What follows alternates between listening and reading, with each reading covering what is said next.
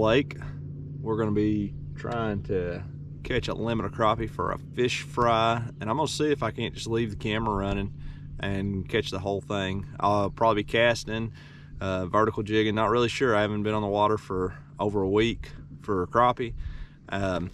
Been down south, my hands are all tore up, been grabbing catfish, so I don't really know what to expect. So join me for the process and let's go out there and see if we can catch some fish. I'm sure we will.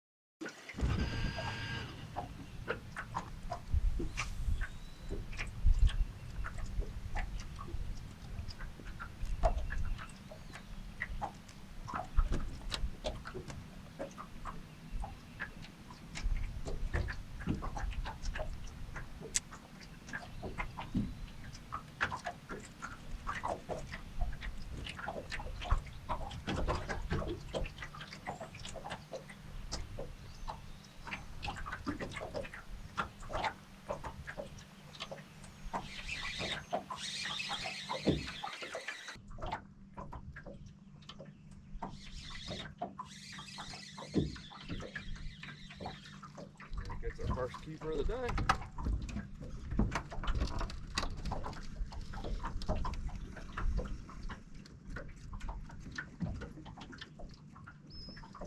Not a good fish, but when all you're trying to do is make supper, you'll take it. You know, not everybody wants a big slab. Some people just want a little piece of fish. That's a good 10-inch fish right there. Get him in the water.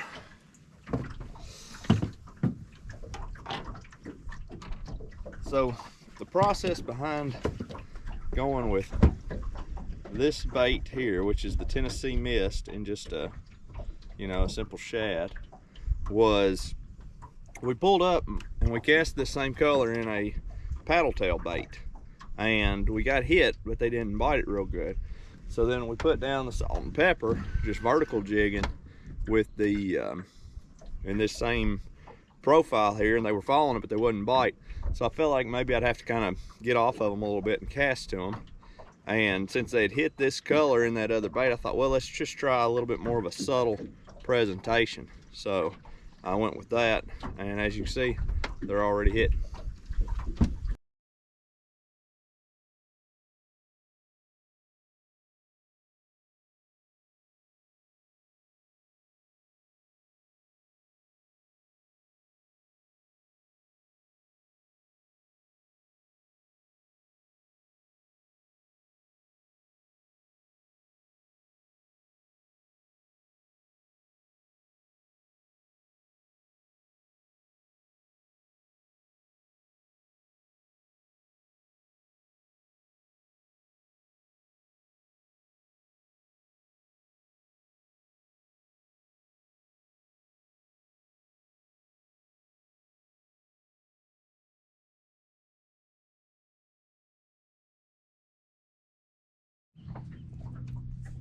See if we got her spot locked here.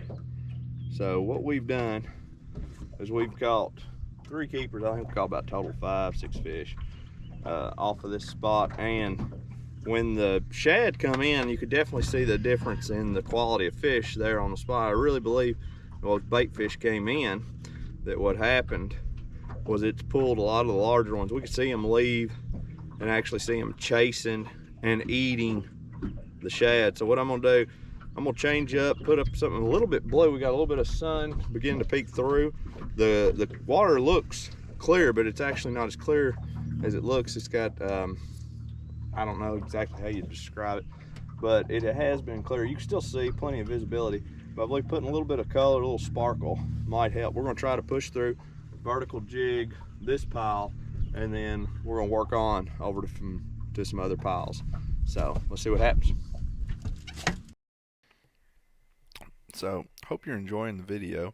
I've tried to add a few different elements, maybe slow down a little bit and talk a little bit more about the baits we're using, just kind of the process. But like I'd said, I'd made some casts on this pile and caught some fish. So with the bait moving in and it kind of cooled down a little bit, not the temperature, just the way the fish were acting, I decided, and you see right here, I pop a pretty good one.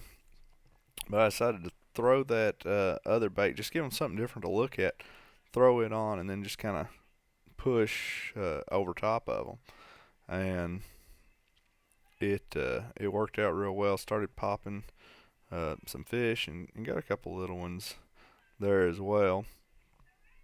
But I was cranking the radio, and as you know, YouTube did not like radio, so I had to mute that out. But it gives me a great opportunity to kind of describe what I'm seeing. In this instance here, you can see there's going to be a lot of smaller fish right out there at that 15 foot mark. I didn't miss the part. I made a good quick toss and caught it right off of it. But still the same thing. You see all these littler fish setting out, and you see my bait hit right there at 26 feet, and that's it sliding down. But these better fish are going to be holding close, and you see even as it was falling, they come down to hit it. Kind of playing around with some different color palettes. Just figured y'all got tired of always seeing emerald green, so I think this one is rust red, but I'm not a big fan of it. I've got two Livescopes, and I'm filming the second one, and I'm actually looking at the front one. The one I'm looking at, I'm looking at moss, but I think last week I used orange crayfish, just kind of giving y'all a different look. So I will switch off of this. This one here is probably my least favorite. I didn't see it, so I got to see it for the first time whenever I'm editing the video, and I probably won't make y'all look at that again. Maybe if it's real cloudy, it might be a good color. I don't know. Like I said, I've got so honed in on moss, and I think the other one is the midnight, the green colors, that I really don't vary much from it. But later on in the video, you're going to see floodlight. I think that's what it's called. It's either floodlight or Caribbean, but I think it's floodlight. And I really liked it. I probably would have edited a lot of this out, but I really was wanting to show you, that I did the whole process catching all these fish.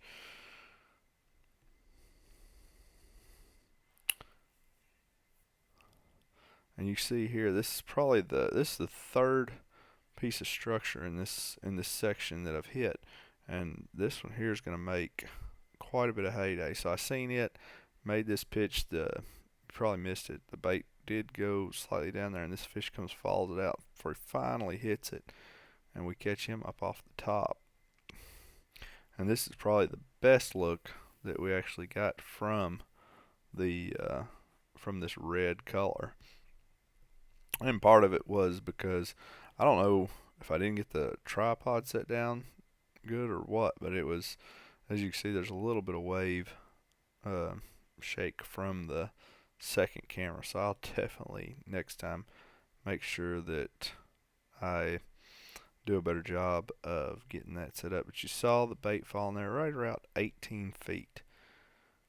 And you see it just kind of pendling them down. And as soon as these fish take notion to it, I just stop it, kind of keep it up above them, and start making real quick work of them, of the limit.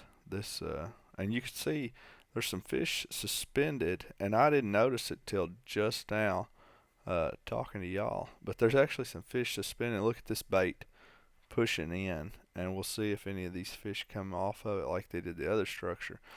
The first structure that I was on, when those bait pushed in, I actually saw fish coming up off of it to eat. And I'm looking to see if there's any. I don't see them really attacking there, but you see, I just I'm almost on top of the structure. So I just pretty much almost set the bait down. Here comes one right out. Let's see if he's going to eat. Yep, he ate. But there, just in the course of just a few moments, I'm able to and I don't know if this one, I think we have to measure this one just to make sure that it kept. But yeah, fast forwarding through it,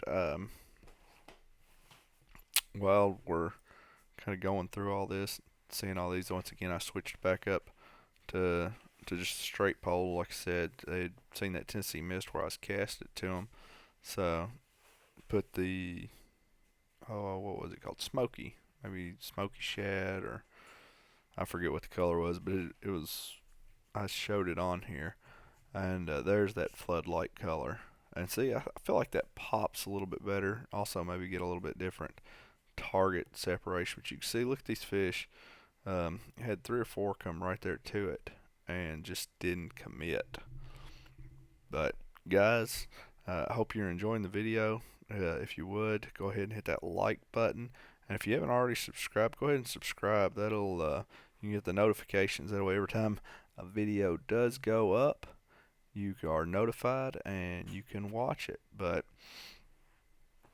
great day on the water, and just making quick work of these fish. As far as the conditions, I know that the water temps, I think last week, were around the upper 70s. All right, so I'm talking. We fished for about an hour, and we're 5 away from our goal of 20 keeper crappie, which will be the limit. We could probably poke around here and get another 5, but what we're gonna do is go exploring a little bit and see if we can't locate some more crappie. So let's do it.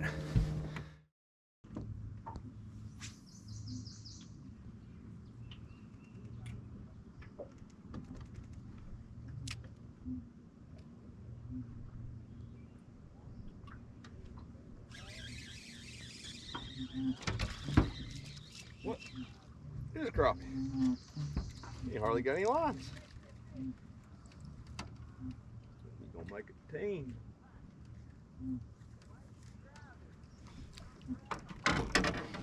Check her out here.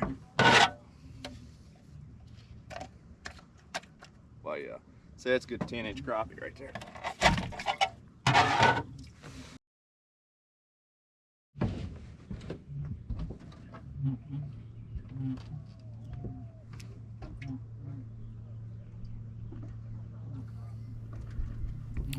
So really what we learned from today is these fish, you know, they've done spawned.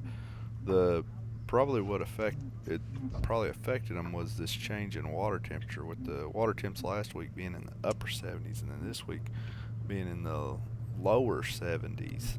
Not really sure how that affected them, because I wasn't out there really last week pitching to them. I know I did that one video, but that was, you know, we saw just a few fish, fished a little bit of structure. We'd been bass fishing all morning. But kind of what you can take from this is, right now with this water, and I'm going to call it cool. I mean, 70 degrees, these fish, they're loving it. I've seen them as deep as 20, probably 25 feet, and really didn't check shallow. This 17-foot range really seemed to be kind of a sweet spot. So as it begins heating up and the temperatures get warmer, you know, you can start looking for that thermocline to set up. Once it sets up, and you should be able to see it, and we'll probably do a video on it. But once it sets up, it's going to be hard for anything to live below the thermocline. And that'll definitely kind of give you a staging area of where these fish are. I suspect, at least for the next week or two, they're going to be at varying depths. It wouldn't surprise me. You can catch them as shallow as 5, 6 foot, and also it doesn't surprise me to catch them as deep as 30 foot. You know, the water is going to be warming up. I think they're going to continue to be a little finicky, and I know it seems like these weren't, but whenever I was vertical jigging, one of the things that I was seeing is I was just barely getting them just in the front of the mouth. Didn't have any problem with these fish, you know, choking on the baits or getting into the gills. They're just kind of getting the bait, and you're having a lot of hook sets right on the outside of the mouth. So they're still a little finicky, skinny, but as we saw them, eating on these shad, pushing in. They're kind of coming out of the spawn and probably just kind of chilled out for a little bit. But I feel like the fishing is just going to get better, especially as we get some stabilization in the weather, you know, and it's not lows in the 50s. We're going to see, be able to pattern these fish a little bit better. I believe you're also going to see bigger fish start coming into these piles. But thanks for watching. Enjoy the rest of the video. Going to do, you know, go over the gear and what we've used, and so watch it all the way in. Funny clip at the very end, and you probably don't want to miss it. So thanks for watching, and we'll see you on the water.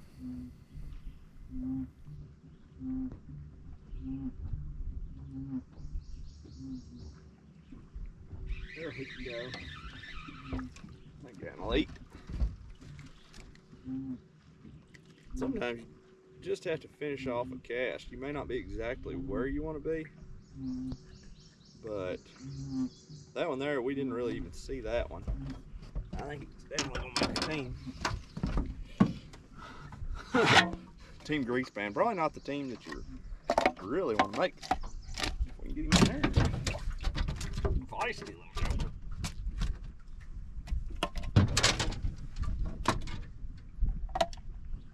Oh yeah.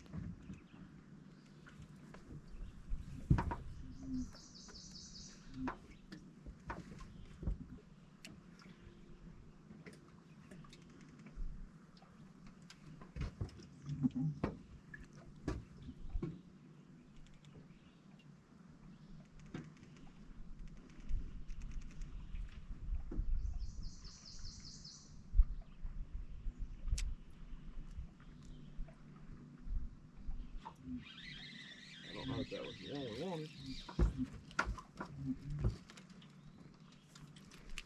Looked like there was a better fish in there.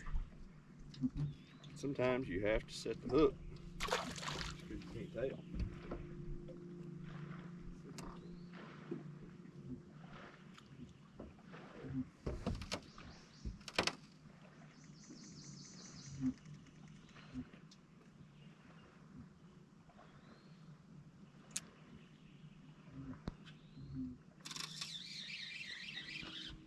Look at there. That's to make a skillet. Told you I thought they looked like a little better fish in there.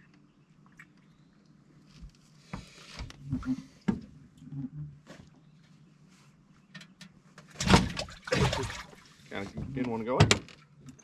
One more.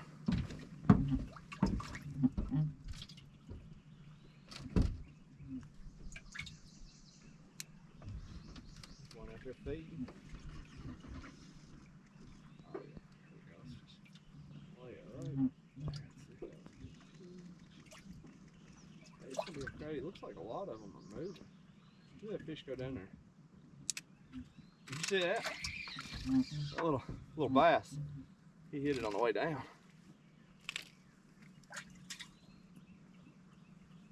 For Mark Dickin. Most species, most fish, biggest fish. With a boat. Out of here.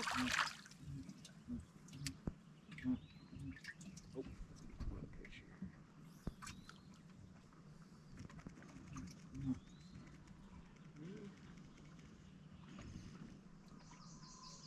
There's actually a fish right there. We're not. See that? Trying to jerk her. Could not stir him up.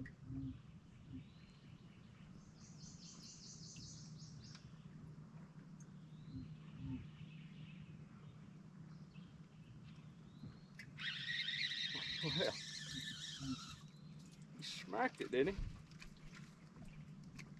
Not necessarily what we're looking for. I mean, it's crappie, but we're gonna get here.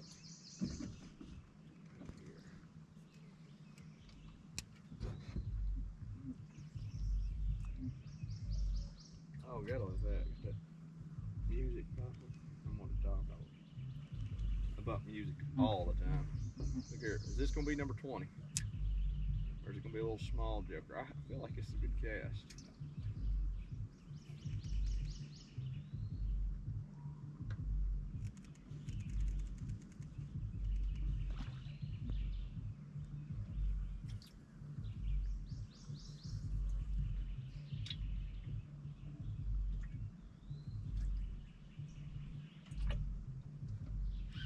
That's a little one. That was not it. Oh. Try to stress that. Oh, there's more sitting right over here. What is that? It's like a school.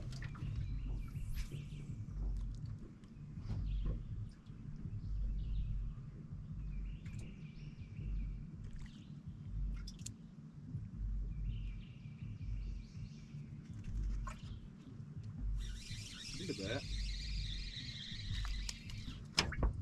I think that makes number 20. Look at that. I think it's just a school. I think they're just suspended out there. Everybody asks, like, there we go. That's 20. That's got a mark. We're gonna fish his school a little bit more. But everybody asks, like, how do you find them? Where do you find them? Where do you locate them? Man, I just come out here and I put the trolling motor down, and this here's just a school, I believe. I don't even think this is. And I just pitched to them. Look at them. They're not. They're just a school of crappie, just suspended. Look.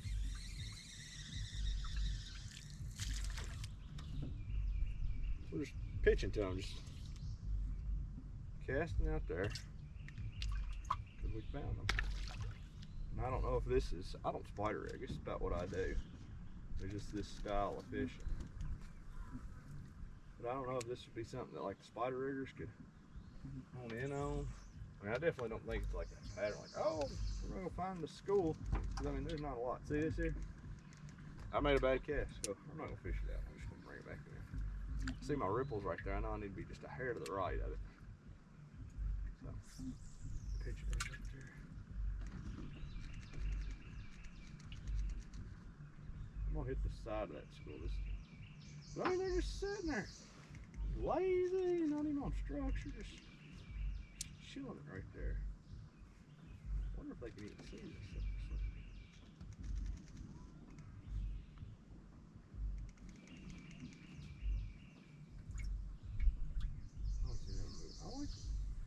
One fish on that school that I like the looks of. Oh, that was bad. Now, actually, this here is my 7.6, and it's really not the best for pitching. It's a great casting. Like if you're gonna whip it out there, say you're in a little bit of wind or something, because it's longer, you can whip it. But it is dead calm today. So really, I can almost overcast the Livescope with this rod. I mean, if I zoom it out, I'm not going to.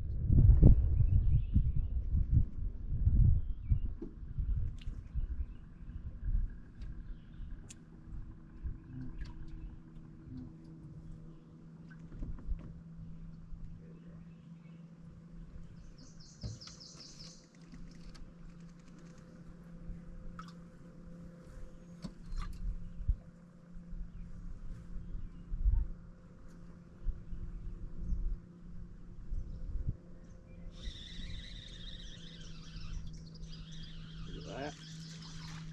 Just a spoon. That's another good eating crappie right there. Just a good eating size crappie. Our number counter already says 20, or we'd be putting him in a live well.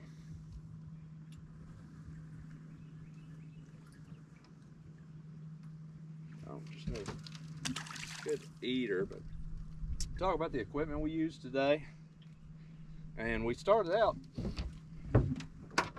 my favorite overall casting or pitching rod is a 7-foot Wally Marshall Pro Target. And we started out, had a paddle tail on it.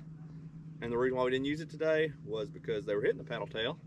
And we had this one here. I can't remember what we had on it. Oh, we had a, like a shad pole. And shad pole is a great bait, but it's a little bit bulkier, and I felt like that the swimmer profile was going to be better for today. Just intuition, who knows, shad pole may have worked, but I like the color that was on it. Got an orange head and got that Tennessee shad body, and this one here, see, this is what we've caught the majority of our fish on, and it's just chewed up. But this bait here, I really like it. Great bait. The rod here, this is the, I talked about it a little bit earlier. This is the 7.6. It is rated for a 1/32 to a 1/4 ounce with 2 to 8 pound line. It's a medium light action.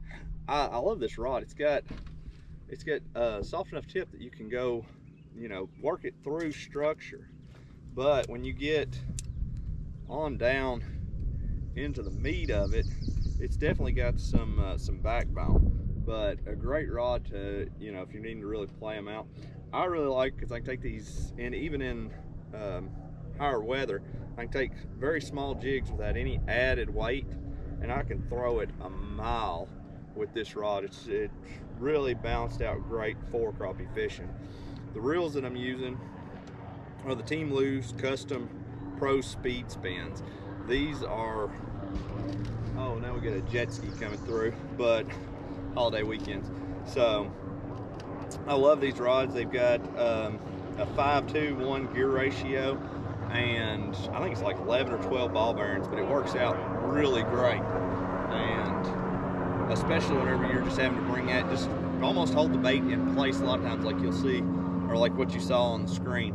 But this is the higher end of the line of the Lou's reels, but for what I do, you know, I use them 3-4 times a week.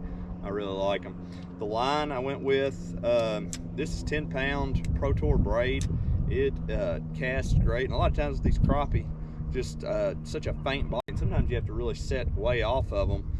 I don't, and you've got such a small lure, it's not pulling a lot of this line off, so I want to be able to get as much connection to the fish as I can and not have any stretch. So I go with that braid, and I use a 8-pound Pro Tour fluorocarbon leader. But thanks for coming with me today. Had a great time. I'm gonna get out there and catch some more fish, so we'll see you on the water.